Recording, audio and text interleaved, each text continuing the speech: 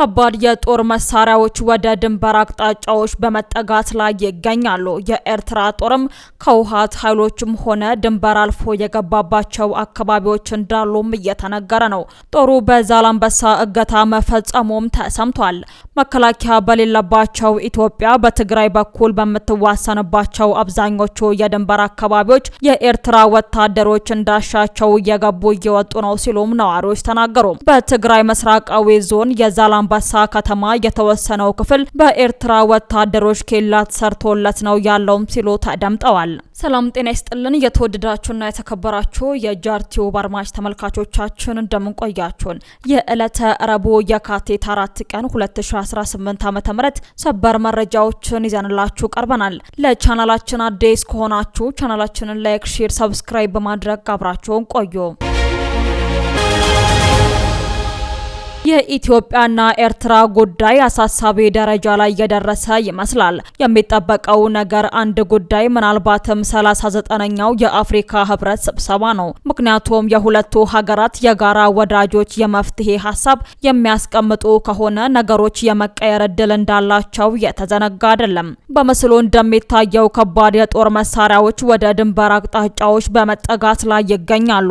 የኤርትራ ጦርም ከውሃት ኃይሎችም ሆነ ድንበር አልፎ ባባቸው አካባቢዎች እንዳሉ እየተነገረ ነው። ጦሩ በዛላምበሳ እገታ መፈጸሙም ተሰምቷል። መከላከያ በሌለባቸው ኢትዮጵያ በትግራይ በኩል በምትዋሰንባቸው አብዛኞቹ የድንበር አካባቢዎች የኤርትራ ወታደሮች እንዳሻቸው እየገቡ እየወጡ ነው ሲሉ ነዋሪዎች ተናግረዋል። በትግራይ ምስራቃዊ ዞን የዛላምበሳ ከተማ የተወሰነው ክፍል በኤርትራ ወታደሮች ኬላ ተሰርቶለት ነው ያለው ሲሉም ተደምጠዋል። በትግራይ ምስራቃዊ ዞን የኢሮብ ብሔረሰብ ወረዳ በኤርትራ ሰራዊት ተይዘው የነበሩ ቀበሌዎች ተለቀው ትምህርት ተጀምሯል ቢባልም በድንበር አካባቢ መከላከያ ስለሌለ ደህንነቱ አስተማማኝ አይደለም ነው ያሉት ነዋሪዎቹ። በአጠቃላይ የድንበር ቦታዎች ህገወጥ የሰዎች ዝውውር፣ የኮንትሮባንድ ንግድና ሌሎች የሀገር ደህንነትና ሰላምን የሚጎዱና የሚያደፈርሱ የወንጀል ተግባራት የሚፈጸሙበት እንደሆነም ነዋሪዎች ገልጸዋል። የአማራ ክልል ሰላምና ጸጥታ ቢሮ ከሻቢያ ጋር እየተዋጋ ሆኖ የሚል መልእክት አሰራጨ። አሁን በአማራ ክልልም ሆነ በመላው ኢትዮጵያ ውስጥ የሚካሄዱ ግጭቶች አመራር የሚሰጣቸውና ሎጂስቲክ የሚቀርብላቸው ከመቀሌና አስመራ መሆኑን ህዝባችን ማወቅ አለበት ሲል ቢሮ አነጋጋሪ መግለጫን አሰራጭቷል። መግለጫው ቀጥሎም ወልቃይት ጠለምትና ራያን ለመውረር ያቋመጠው ቡድን ለፋኖ ኃይል የተሰጠው ተልዕኮ ከውስጥ ግጭት በመፍጠር ወደ ድንበር የሚካሄደው መከላከያ ሰራዊትን በየዞንና ወረዳው ተወጥሮ እንዲቆይ በማድረግ ያለምንም ከልካይ ወልቃይት ጠለምትና ራያን መቆጣጠር ነው ሲልም ከሷል። ህወሓት የፌዴራል ኃይሎች በትግራይ ክልል በተለያዩ አካባቢዎች ወደፊት እየገፋ መሆናቸውን በመግለጽ ሁኔታው ዳግም ግጭት ሊቀሰቅስ እንደሚችል አስጠነቀቀ። ህወሓት የፌዴራል መንግስት የፕሪቶሪያ ስምምነትን የሚጥሱ ወታደራዊ እንቅስቃሴዎችን እየወሰደ ነው ሲል ትላንት በሰጠው መግለጫ ላይ ከሷል። ድርጅቱ አሁንም አለመግባባቶችን በውይይትና በሰላማዊ መንገድ የፖለቲካ መንገድ ለመፍታት ቁርጠኛ መሆኑን ገልጿል። ህወሓት በመግለጫው የፌዴራል ኃይሎች በቅርብ ቀናት ውስጥ በወታደራዊ ክፍሎችና በሰላማዊ ሰዎች ላይ ተኩስ ከፍተዋል ሲል ወንጅሏል። የድርጊት ትግራይን ወደ አዲስ ግጭት ለመግፋት የሚደረግ ሙከራ አካል ነው ሲልም ገልጾታል። በተጨማሪም የፌዴራል ባለስልጣናት በትግራይ ህገ መንግስታዊ ይዞታ ውስጥ 40% የሚሆነውን ግዛት አሁንም እንደተቆጣጠሩ መሆናቸው የተገለጸ ሲሆን በርካታ ቁጥር ያላቸው ተፈናቃዮችም በአስቸጋሪ ሰብአዊ ሁኔታ ውስጥ በካምፖች እንደሚገኙም ገልጿል። ህወሓት የስምምነቱን ሁኔታና እድገት የሚገመግም በአፍሪካ ህብረት የሚመራ የባለሙያዎች ቡድን እንዲቋቋምና የፕሪቶሪያው ስምምነት ሙሉ በሙሉ እንዲተገበር በተደጋጋሚ ጥሪ ማቅረቡንም ገልጿል። ይሁን እንጂ ለእነዚህ ጥያቄዎች የተሰጠው ምላሽ አነስተኛ መሆኑንም አመላክቷል። መግለጫው የኢትዮጵያ መንግስት አሁን ትግራይን ወደ ሌላ ዙር ደም አፋሳሽ ጦርነት ለማስገባት እየጣረ ነውም ብሏል። ሆኖም ድርጅቱ ወደ ወታደራዊ ግጭት የመመለ ለመመለስ ምንም ፍላጎት እንደሌለውና ይልቁንም በፕሪቶሪያው ስምምነት ማዕቀፍ ውስጥ ድርድር እንዲደረግ እንደሚፈልግም ገልጿል። አዲስ ስታንዳርድ ዘገባውን ባጠናከረበት ወቅት የቀረቡበትን ክሶች በተናጥል ማረጋገጥ አልተቻለም። የፌዴራል ባለስልጣናትም ለቀረቡ ክሶች እስካሁን በይፋ የሰጡት ምላሽ የለም። በሌላ በኩል ሳልሳይ ወያነ ትግራይ ፓርቲ በትግራይ ውስጥ በማህበረሰቡ የሚመራ የእርቅ ሂደትና ከወገንተኝነት የጸዳ ሽምግልና እንዲጠናከር ጥሪ አቅርቧል። ሰሞኑን አንዳንድ የአማራ ክልል አካባቢዎች የመከላከያ ሰራዊትን መውጣት ተከትሎ የአማራ ክልል ህዝብ ለዳግም ሰብአዊ ቀውስ የሚዳረግ ሁነት ተከስቷል ሲል የአማራ ብሔራዊ ንቅናቄ አብን አሳወቀ።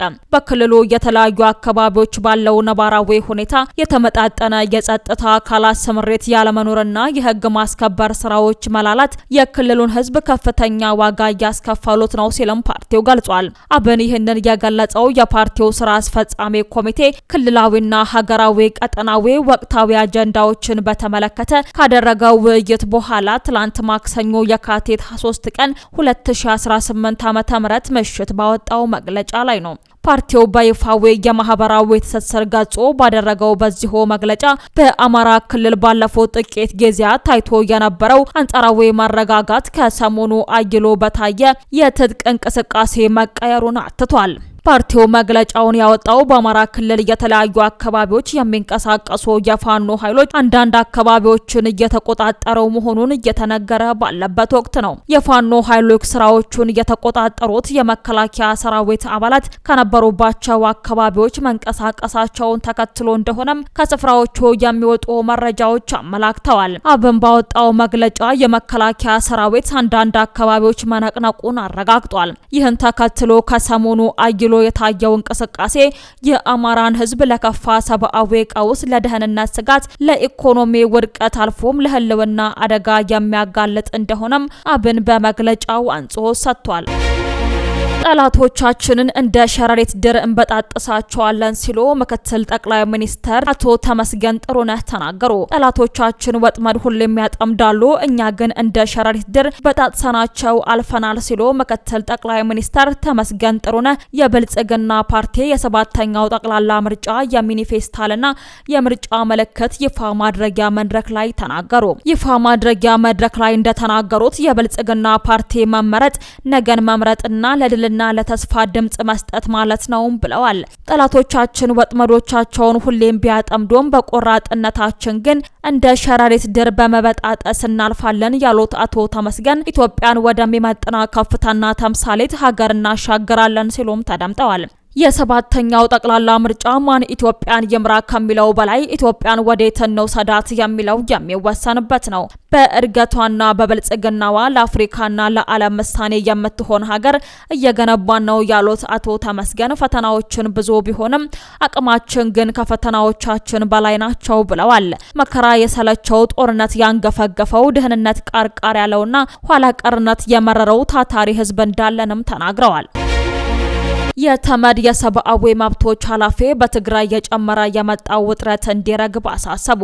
የተባበሩት መንግስታት የሰብአዊ መብቶች ከፍተኛ ኮሚሽነር ቮልከር ቱርክ በትግራይ ክልል ያለውን የጸጥታና የሰብአዊ መብቶች ሁኔታ አሳሳቢ ሲሉም ገልጸውታል።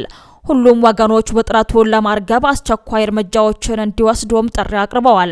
ኮሚሽነሩ ባወጡት መግለጫ በኢትዮጵያ መከላከያ ሰራዊትና በትግራይ የጸጥታ ኃይሎች መካከል በቅርቡ የተንቀሳቀሰው ግጭት በሰሜን ኢትዮጵያ ያለውንና ቀድሞውኑም ድካም የሆነውን ሰብአዊና የሰብአዊ መብቶች ቀውስ ይበልጥ ሊያባብሰው እንደሚችል አስጠንቅቀዋል።